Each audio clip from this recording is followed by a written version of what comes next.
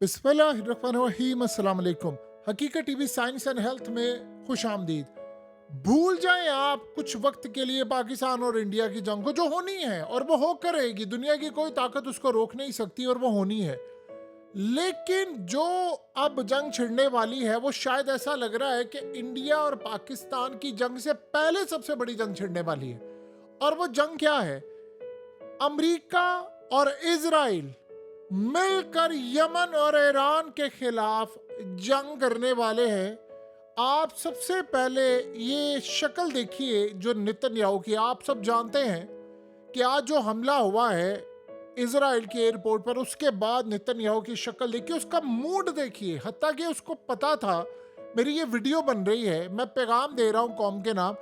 उसके चेहरे पर गुस्सा, जो यानी सैडनेस, ये उनको कभी जिंदगी में पता ही नहीं था कि यमन का हमला ऐसा हमला होगा जो हमारे एयरपोर्ट पर जाकर हिट करेगा। देखिए, उन्होंने third anti ballistic missile system लगाया, एरो लगाया है, डेविड स्लिंग लगाया हुआ है, उनका आयरन डोम है।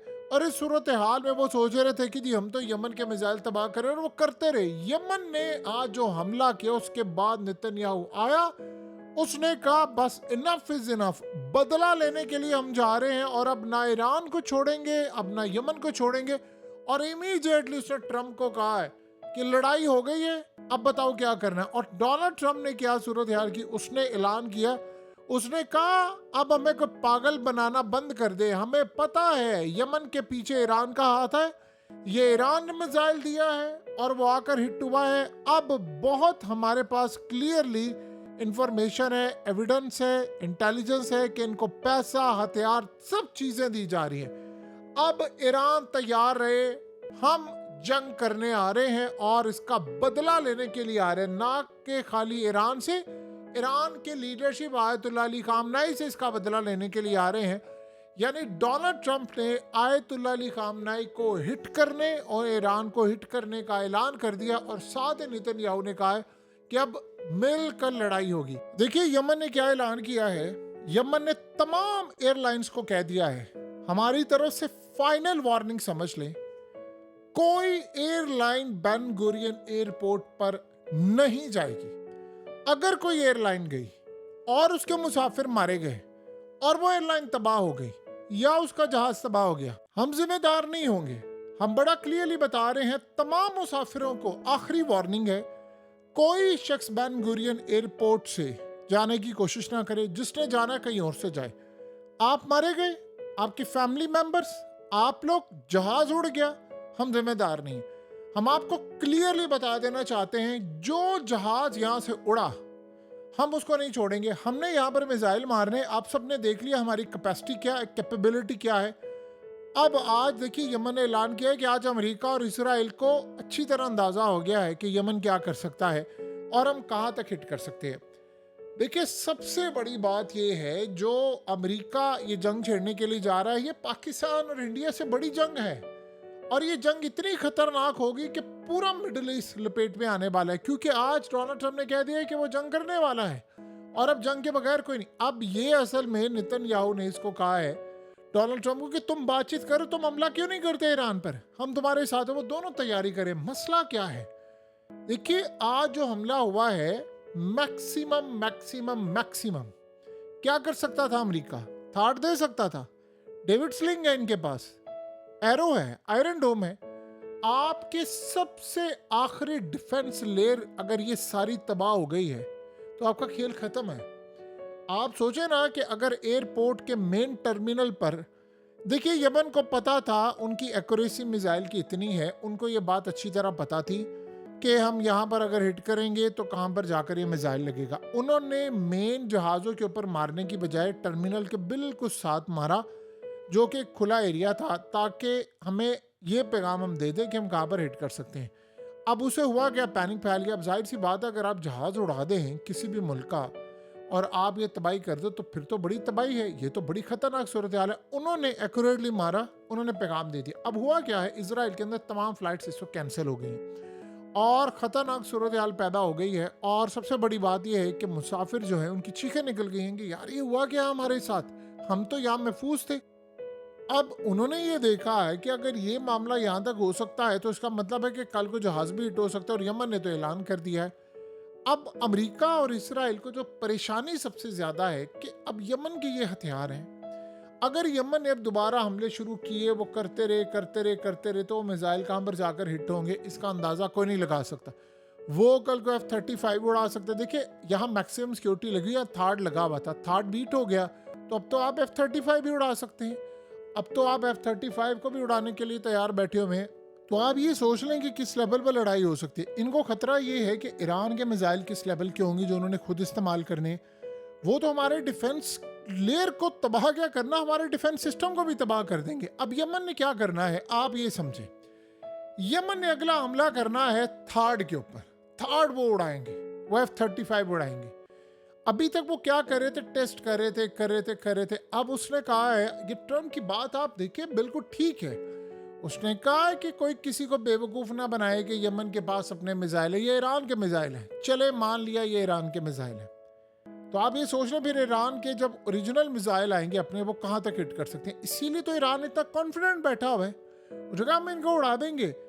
और देखिए ईरान का जो आखिरी हमला था, अक्लमंदों के लिए इशारा तभी काफ़ी होता है, वही काफ़ी चीज़ थी आपको बताने के लिए कि वो कहाँ तक हिट कर सकते हैं। अब अगर आप सोचें कि वो एयरपोर्ट किस साइड को हिट कर सकते हैं, वो जहाज़ों को नहीं हिट कर सकते, वो एयरपोर्ट पूरा उड़ा नहीं सकते। यही डिफेंस सिस्टम तो इनके लगे हुए हैं बेसिस के ऊपर, डिमोना के ऊपर क्या लगा हुआ है, यही चीज़ें तो लगी हुई हैं। इसका मतलब है कि ईरान की अगर न्यूक्लियर फैसिलिटीज़ को तबाह किया गया, उसके एटमी प्रोग्राम को तबाह किया गया, तो डायरेक्टली वो हिट कर देंगे ईरान के एटमी प्रोग्राम के बाद। अमेरिका और इजराइल मिलकर भी डिमोना को नहीं बचा सकता। यही डिफेंस सिस्टम तो उधर लगे। तो ईरान ने आज पैगाम क्या दिया है ट्रम्प को, ये इन्होंने 2-4 दिन पहले जो कहा था, असल बात समझिए, 2-4 दिन पहले इन्होंने कहा जी हमारे ईरान को हिट करने के लिए वक्त और जगह का तयन हम करेंगे। अगले ने आज हिट करके बता दिया है तुम हिट करोगे, हम कहाँ तक हिट कर सके तुम्हें पता भी नहीं चलेगा। आपको पता अगर नेतन्याहू का घर तबाह करना चाहें ये कर देंगे।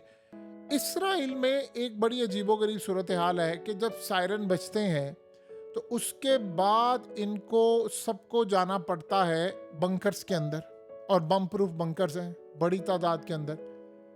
लेकिन ईरान के पास ऐसे मिसाइल हैं कि जहां पर हो सकता है इनको बंकर में जाने का टाइम भी ना मिले। ये तो चले 10 से 11 मिनट लगता है इनको सारा ट्रैवल करते।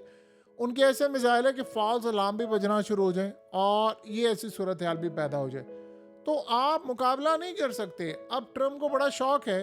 देखिए शौक तो इनको ये भी था ना कि हम होशियों से 4 दिन में रेड सी खाली करवाएंगे। करवा लिया आपने रेड सी खाली, आप नहीं करवा सकते। अब दुनिया की कोई ताकत इसको खाली नहीं करवा सकती। सो लिहाजा ये सूरत हाल बड़ी वाजिया है, बड़ी क्लियर है, आप इसको मैनेज ही नहीं कर सकते। आपको अंदाजा ही नहीं है कि किस लेवल पर जाकर उनकी टेक्नोलॉजी हो चुकी है, और एक्यूरेसी इतनी है कि आप अगर डिमोना की साइड पर एक सिक्का रख दें तो ये इसको भी हिट कर देंगे। यमन ने कह दिया है कि अब तैयार है। अब जो पैनिक फैला हुआ है इन्वेस्टर्स के दरमियान जो इजराइल में इन्वेस्टमेंट करते थे, उनको ये बात समझ नहीं आ पा रही।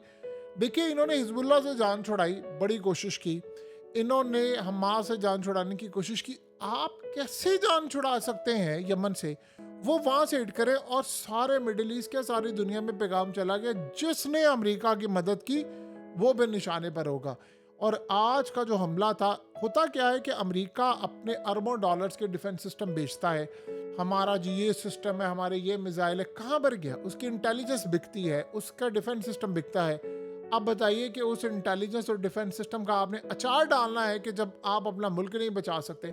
सो ये जो सूरत हाल इस वक्त पैदा हुई है वो क्लियरली इंडिकेट कर रही है कि इंडिया से लेकर यूरोप से लेकर तमाम जगहों पर आज एक पैनिक वाली सूरत हाल है कि यमन कहीं पर किसी को बीट कर सकता है, और दुनिया में कोई ऐसा डिफेंस सिस्टम नहीं है जो उसके मिसाइलों को रोक सके। अब ये बात समझ लें कि ये आज भी जो मिसाइल इन्होंने मारा है ये करीबन आप समझ लें 20 साल पुरानी टेक्नोलॉजी है। जब ये बड़े पैमाने पर नई टेक्नोलॉजी का इस्तेमाल करेंगे तो आप फिर उसके नताइज खुद देख सकते हैं क्या होंगे।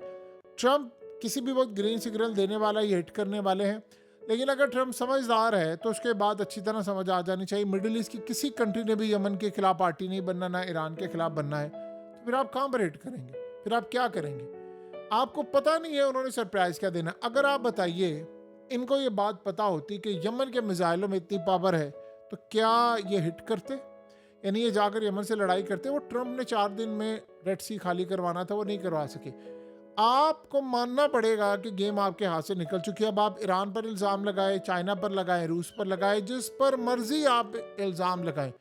ایک بات آپ کو ماننی پڑے گی, امریکہ کی ٹیکنالوجی اس لیول کی اب نہیں رہی جو دنیا کے دوسرے ممالک کے پاس ٹیکنالوجی آ چکی ہے. حقیقت T V science and health کی اس ویڈیو کے نیچے کمنٹ ضرور کیجئے, اپنی رائے کا اظہار ضرور کریں اور اس ویڈیو کو ہر جگہ شیئر کرتے ہوئے چینل کو سبسکرائب ضرور کریں.